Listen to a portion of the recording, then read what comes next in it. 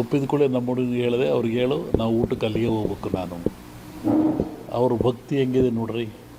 ನೀವೆಲ್ಲ ಬಂದ್ರಿ, 2 ಜನಕ್ಕೆ ಅನ್ನ ಹಾಕಿದರು ನೋಡು, ಗುರು ಪಾದಪೂಜೆ ಮಾಡಿರು. ಆ ಜನ್ಮ ಪುಣ್ಯ ಸಂಸ್ಕಾರ ಆತನಿಗೆ. ಹೊಸಮನೆ ನೋಡಿದ್ವಿ, ನಮಗೆ ಇಂಥ ಓಪನೇ ನೋಡಿದ್ದಿಲ್ಲ ನಾವು. ಇವರು ಹೊಸಮನೆಗೆ ಬಂದಾಗ ನಮ್ಮ ಜೊತೆ ಬಂದರೆಲ್ಲ ಹೇಳ್ತಾಯಿದ್ರು. ಹಾಗೆ ನಾವು ಕರೆಯದೇ ಬರುವವನು, ಬರೆಯದೇ ಓದುವನು, ಬರಿಗಾಲಲ್ಲಿ ನಡೆಯುವನು, ಕೋಪ, ಕಣ್ಣು.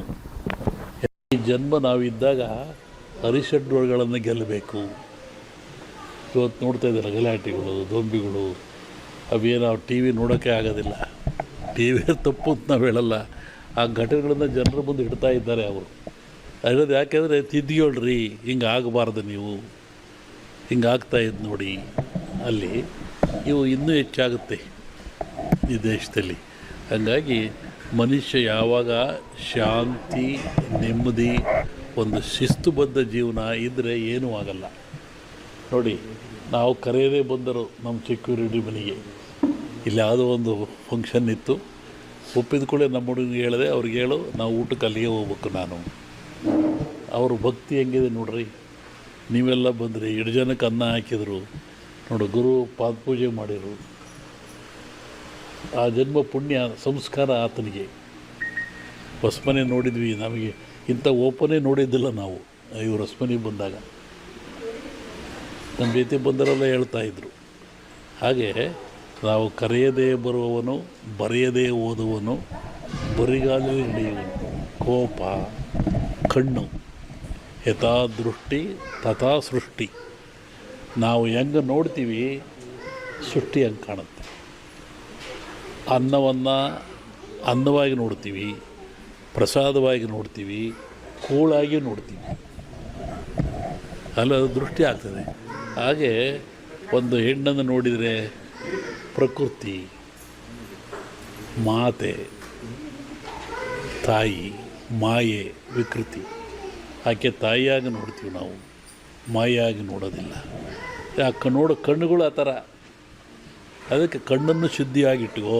ಬರೆಯದೇ ಓದುವನು ಅಂದರೆ ಕಣ್ಣು, ಬರಿಗಾಲಲ್ಲಿ ನಡೆಯುವನು ಅಂದರೆ ಮನಸ್ಸು. ಮನಸ್ಸನ್ನು ಗೆಲ್ಲೋದು ಕಷ್ಟ, ಹೆಂಗಾದ್ರೆ ಹೆಂಗೆ ಹೋಗಿಬಿಡುತ್ತೆ. ಆ ಮನಸ್ಸನ್ನು ಗೆದ್ದವನು ಮಹಾತ್ಮನಾಗ್ತಾನೆ, ಮನಸ್ಸಿಗೆ ಸೋತನು ಮನುಷ್ಯ ಆಗ್ತಾನೆ. ಹಾಗಾಗಿ ಈ ಸಂವತ್ಸರದಲ್ಲಿ ಶುಭಕ್ಕಿಂತ ಅಶುಭವೇ ಜಾಸ್ತಿ. ಇನ್ನೊಂದೆರಡು ಹೇಳಬೇಕು, ಶ್ರಾವಣದ ಮೇಲೆ ಹೇಳ್ತೀನಿ ಅದನ್ನು ನಾನು. ಇದು ಕ್ರೋಧಿ ನಾಮ ಸಂವತ್ಸರ. ಒಂದೊಂದು ಸಂವತ್ಸರದಲ್ಲಿಯೂ ತನ್ನದೇ ಆದ ಫಲವನ್ನು ಅನಾದಿ ಕಾಲದ ಸಂವತ್ಸರಗಳು ಕೊಡ್ತಾ ಬರ್ತಾ ಇದ್ದಾವೆ. ಈಗ ಈ ಸಾರಿ ಇರುವಂಥದ್ದು ಕ್ರೋಧಿ ನಾಮ ಸಂವತ್ಸರ. ಈ ಹೆಸರಿನಲ್ಲೇ ಇದೆ ಕ್ರೋಧ, ದ್ವೇಷ, ಅಸೂಯೆ, ಮತ್ಸರ. ಶುಭಕ್ಕಿಂತ ಅಶುಭಗಳೇ ಜಾಸ್ತಿ ಈ ಸಂವತ್ಸರದಲ್ಲಿ. ಶುಭನೂ ಇದೆ, ಅಶುಭನೂ ಇದೆ. ಪಂಚಘಾತಕಗಳು ಆಗ್ತವೆ. ಪಂಚಘಾತಕ ಅಂದರೆ ಭೂಮಿಘಾತಕ, ಬಿರ್ತಕ್ಕಂಥದ್ದು, ನಡುಗ್ತಕ್ಕಂಥದ್ದು, ಮತ್ತು ವಿಪರೀತವಾದ ಹೀಟ್ಗಳು, ಶೀತ ಕೊಡ್ತಕ್ಕಂಥದ್ದು. ಜಲಕಂಟಕನೂ ಇದೆ, ನೀರಿನಿಂದಲೂ ಆಪತ್ತಿದೆ, ಅಗ್ನಿಯಿಂದಲೂ ಆಪತ್ತಿದೆ. ನೀರು, ಅಗ್ನಿ, ವಾಯುವಿಂದಲೂ ಆಪತ್ತಿದೆ. ಹೀಗಾಗಿ ಈ ಪಂಚಕಂಠಗಳನ್ನು ಗೆಲ್ಲೋದೇ ಕಷ್ಟ. ಇದು ಕ್ರೋಧಿನಾಮ ಸಂವತ್ಸರ. ಸ್ವಲ್ಪ ಜಲವೃಷ್ಟಿ ಆಗೋ ಲಕ್ಷಣ ಇದೆ. ಆನಂತರ ಈ ಸಂವತ್ಸರದ ಫಲ ಗುರು ಶಿಷ್ಯನಾಗ್ತಾನೆ, ಶಿಷ್ಯ ಗುರುವಾದ. 20 ದಿವಸ ಹಿಂದೆ ನಾನು ಧಾರವಾಡದಲ್ಲಿ ಹೇಳಿದ್ದೆ.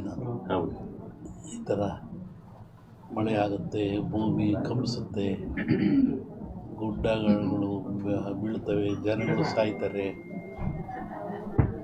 ರೋಗ ರುಜಿನಗಳು ಹೆಚ್ಚಾಗ್ತವೆ.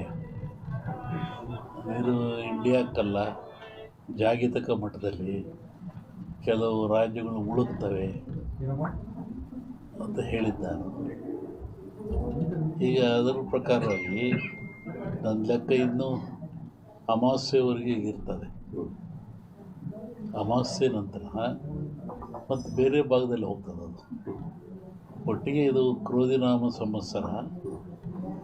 ಕ್ರೋಧನ ಸಿಟ್ಟು ಅಂತ ನಮ್ಮ ಹಿಂದೂಗಳ ಪ್ರಕಾರವಾಗಿ. ಇದರಾಗ ಒಳ್ಳೆಯದು ಕೆಟ್ಟದಿದೆ. ಒಳ್ಳೆಯದಕ್ಕಿಂತ ಕೆಟ್ಟದೇ ಜಾಸ್ತಿ ಪ್ರಾಕೃತಿಕವಾಗಿ. ಹಾಗಾಗಿ ಪ್ರಾಕೃತಿಕ ದೋಷ ಇದು ಮುಂದುವರಿಯುತ್ತೆ. ನನ್ನ ಲೆಕ್ಕದಲ್ಲಿ ಅಮಾವಾಸ್ಯೆವರೆಗೂ ಒಂದು ಭಾಗದಲ್ಲಿ ಕಮ್ಮಿ ಆಗ್ತದೆ, ಅಮಾವಾಸ್ಯೆಗಳು ಮತ್ತೊಂದು ಭಾಗದಲ್ಲಿ ಜಾಸ್ತಿ ಆಗ್ತದೆ. ಇದು ಇಂಡಿಯಾಗೆ ಅಂತೆಲ್ಲ ಹಲವರು ವರ್ಲ್ಡ್ ಹೇಳ್ತಿರೋದು. ನಾನು ಹೇಳಿದ್ನಲ್ಲ, ಜಲಕಂಟಕ ಇದೆ, ಎಲ್ಲ ಡ್ಯಾಮ್ಗಳು ತುಂಬ್ತವೆ ಅಂತ ಹೇಳಿದ್ದೆ ನಾನು. ಇದೆಲ್ಲ ನಡೆದಲ್ಲಿ ಹೇಳಿದ 20 ದಿವಸ ಧಾರವಾಡದಲ್ಲಿ ಹೇಳಿದ್ದು ನಾನು. ಇದು ನಡೆದಿರೋದೆಲ್ಲ ಅದೇ ಅನಿಷ್ಟ ಜಾಸ್ತಿ. ಆಮೇಲೆ ಕರ್ನಾಟಕ ಪೊಲಿಟಿಕ್ಸು. ಒಬ್ಬ ಸನ್ಯಾಸಿ ತಪಸ್ಸಿ ಕೂತಿದ್ದಂತೆ. ಒಬ್ಬ ಬೇಡ ಒಂದು ಜಿಂಕೆ ಬಂದಂತೆ ಕೊಲ್ಲಕ್ಕೆ ಅಂತ. ಅವನ ಮುಂದೆ ಹೋಯ್ತಂಥದ್ದು ಜಿಂಕೆ. ಅವನು ಬೇಡ ಬಂದ, ಏನು ಸ್ವಾಮಿ ಇಲ್ಲಿ ಜಿಂಕೆ ಓತ ಅಂತ ಕೇಳಿದ.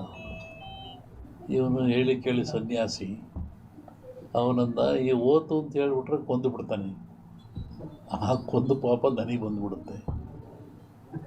ಇಲ್ಲ ಅಂತ ಹೇಳಿದ್ರೆ ಸುಳ್ಳು ಹೇಳಿದ ಪಾಪನೂ ಬರುತ್ತೆ ನನಗೆ, ಏನು ಮಾಡೋದು ಅಂತ ಯೋಚನೆ ಮಾಡಿದ್ದಂತ. ಆಮೇಲೆ ಮತ್ತೆ ಅವನ ಆಸೆ ಕೇಳಿ, ಎಲ್ರಿಗೊಂದು ಹೇಳ್ರಿ ಇದ್ರಿ ಸ್ವಾಮಿಗಳು ಇಲ್ಲೇ ಓತಲ್ಲ. ಅದಕ್ಕೆ ಅವನು ಸನ್ಯಾಸಿ ಹೇಳಿದಂತೆ, ಯಾವುದು ನೋಡ್ತು ಅದಕ್ಕೆ ಮಾತಾಡೋಕ್ಕೆ ಬರಲ್ಲ, ಯಾವುದು ಮಾತಾಡ್ತು ಅದು ನೋಡಲಿಲ್ಲ, ಏನು ಮಾಡಪ್ಪ ನಾನು. ಕಣ್ಣು ನೋಡ್ತು, ನಿನಗೆ ಕಣ್ಣೇ ಹೇಳಬೇಕು ಓತು ಅಂತ, ಅದು ಮಾತಾಡಲ್ಲ. ಆದರೆ ನ್ಯಾಲಿಗೆ ಮಾತಾಡುತ್ತೆ, ಅದು ನೋಡಲಿಲ್ಲ, ನಾನೇನು ಮಾಡೋಣ ಅಂತ. ಹಂಗೆ ಈ ರಾಜಕಾರಣ ಹೇಳ್ಬೇಕಾದ್ರೆ ನಾವು ಹುಷಾರಾಗಿ ಹೇಳ್ಬೇಕಿದ್ರಲ್ಲಿ. ಇನ್ನೂ ಒಂದು ಹೇಳಿದ್ದು ನಾನು 20 ಹಿಂದೆ, ಮಹಾಭಾರತದ ಸನ್ನಿವೇಶ ತಗೊಂಡು ವೀರನಾಗಿರ್ತಕ್ಕಂಥ ಅಭಿಮನ್ಯುವನ್ನು ಕಾರಣ ಎಲ್ಲ ಸೇರಿ ಆ ಬಿಲ್ಲಿನ ದಾನವನ್ನು ಕಟ್ಟು ಮಾಡಿ ಅವನು ಮೋಸದಲ್ಲಿ ಕೊಲ್ತಾರೆ ಅಂತ.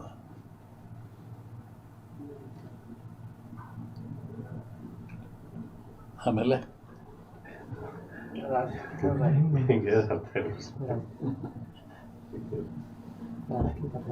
ಸಂಸತ್ನಲ್ಲಿ ಅದನ್ನ ಅಂದಾರಲ್ಲ, ರಾಹುಲ್ ಗಾಂಧಿ ಅದನ್ನ ಅಂದಾರಲ್ಲ ಸಂಸತ್ನಲ್ಲಿ. ರಾಷ್ಟ್ರ ರಾಜಕಾರಣದ ಬಗ್ಗೆ ಹೇಳೋದಾದ್ರೆ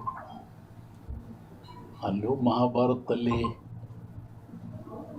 ಕೃಷ್ಣ ಇದ್ದ ಅಂತ ಭೀಮಿಗೆದ್ದ, ದುರ್ಯೋಧನ ಸೋತ. ಇಲ್ಲಿ ಕೃಷ್ಣ